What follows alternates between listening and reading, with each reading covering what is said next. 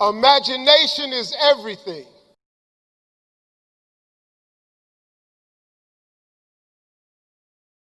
Oh, I'm going to tell y'all something really wonderful, man. Albert Einstein has a quote that changed my life. I'm going to give it to you. Because this is for everybody in this room. Because it's something that we all have and you may have never understood it. Albert Einstein said, imagination is everything. It's the preview to life's coming attractions. I want you to listen to me now because this going to be my last thing. But this is so good, man.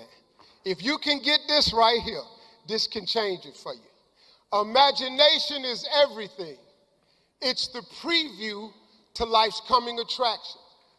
You know what that means? That means everything you see in this world came from somebody's imagination. Everything. Somebody was talking on the phone one day and it was connected to the wall. And they was walking, they went, man, I sure wish this phone would go outside. Everybody in here got a cell phone. Somebody was sitting there going, man, woo, we ought to go up there to that moon. They go up to the moon so many times now, they don't even tell us when they're going no more. The Wright brothers said, man, I want to fly like a bird. They laughed them out the gym. I flew over here on one of them birds. Matter of fact, you can't get here unless you come on a bird. I guess they got boats that come over here, but ain't nobody finna come to Jamaica, take a week. And if all y'all left Jamaica, you'd have been on an airplane. Somebody imagine that. Imagination is everything. See, you've been thinking all this time that your imagination was just some hocus pocus. It ain't. It ain't. I'm finna teach you something now. I want you to hear me on this one. Because this is the most powerful thing that I can tell you today.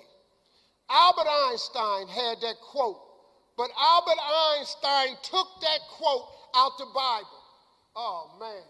Oh, this cold. See, I started listening to some big boys that were spiritual, that had got money, because I knew I was going to have to be both, because I didn't want to be no hustler with money or nothing like that. I wanted to be a legit businessman, but I wanted to have money. There's nothing wrong with having money.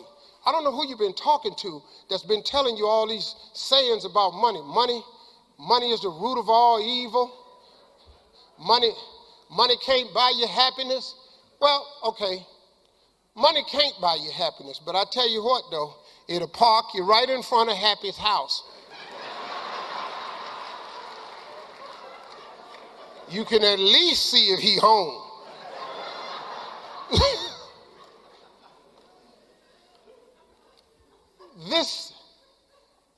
This thing about your imagination, your imagination is actually real. See, listen to me. Albert Einstein took the second half of my mother's favorite scripture. My mother's favorite scripture is, and you've all heard it, faith is the substance of things hoped for and the evidence of things not seen. Oh, I'm in front of the right crowd now.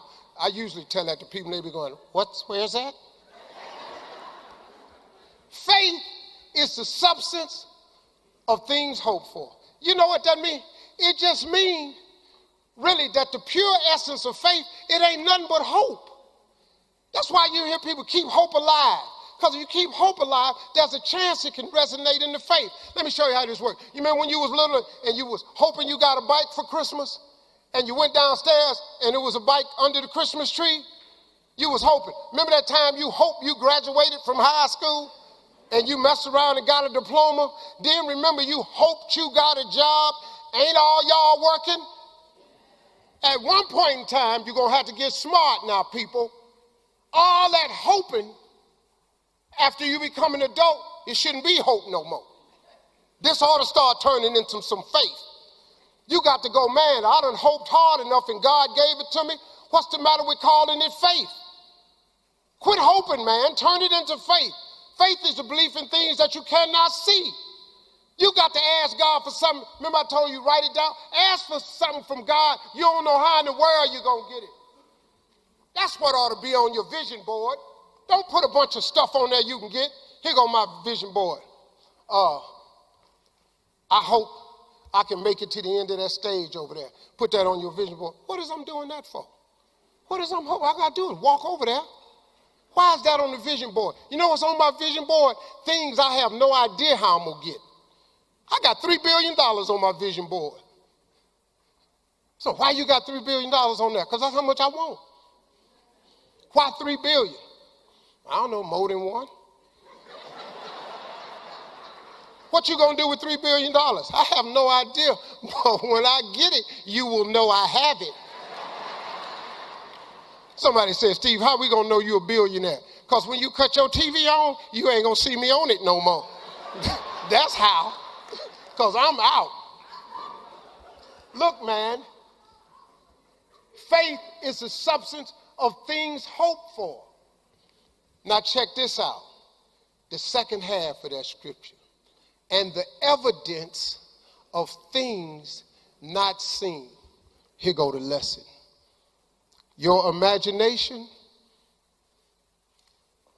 is the evidence of things not seen. You know why it's the evidence of things not seen? Because your imagination, you're the only one can see it. Nobody can see your imagination but you. But God places what he has for you in your imagination. Your imagination, remember I told you that Einstein's theory was imagination is everything. It's to preview to life's coming attraction. Your imagination is a preview of a coming attraction God has for you. That's what your imagination is. That's what it's been this whole time. All them times you've been imagining being rich, that wasn't just up there. God put it in your head because that's what he got for you. That big house you keep wanting, God put it in your head because that's what God got for you. That promotion on the job you keep imagining, that's what God put in your head because that's what he got for you. When you keep dreaming of taking a summer vacation somewhere, that's because that's what God got for you. When you dream of retiring one day, having retirement income, it's in your imagination because God put it there, because that's a coming attraction that God has for you. That's what your imagination is. You've been tripping. See, why it's so quiet in here now? Why? Did you realize you've been tripping? You know how many times you done wrote your imagination off? You know the danger about your imagination? You tell it to the wrong people. That's the danger. You want to kill a big dream? Tell it to a small-minded person. Boy, they'll shoot it down every time, won't they? You know how many wonderful ideas you've had. Stuff that God gave to you, you thought was, man, this is it. You went in there to your friends and your family, and you shared it with them, and they shot it down. You know why they shot it down? Because they ain't see it.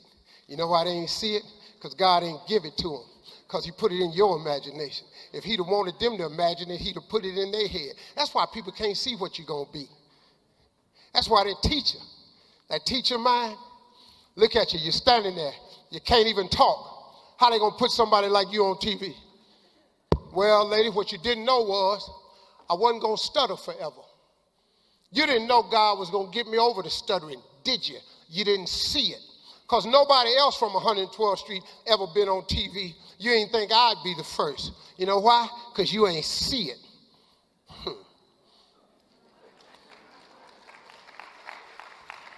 But God didn't put me being on TV in her head. He put it in my head. I was just dumb enough to think it could happen.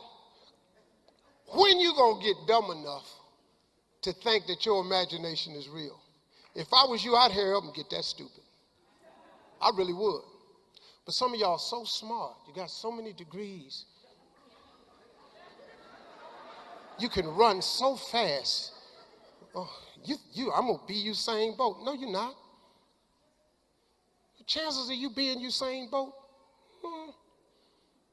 And quit imagining stuff that really ain't real now. Let's hold up. Because in that same class, my best friend, Lonnie Cotton, wrote on the paper at 10, he wanted to be a doctor. I knew at 10, this was an impossibility. Lonnie can't even read. When we in the reading group, he started a fight so he can get thrown out to the principal's office. Lonnie can't read. What doctor you know can't read? I knew Lonnie wasn't going to be no doctor when he said that. I knew he was just writing stuff on the paper. But what you want to write on your paper is what you gifted at. What are you gifted at? What is the thing that you do the absolute best with the least amount of effort? That's your gift. That's what ought to be on paper.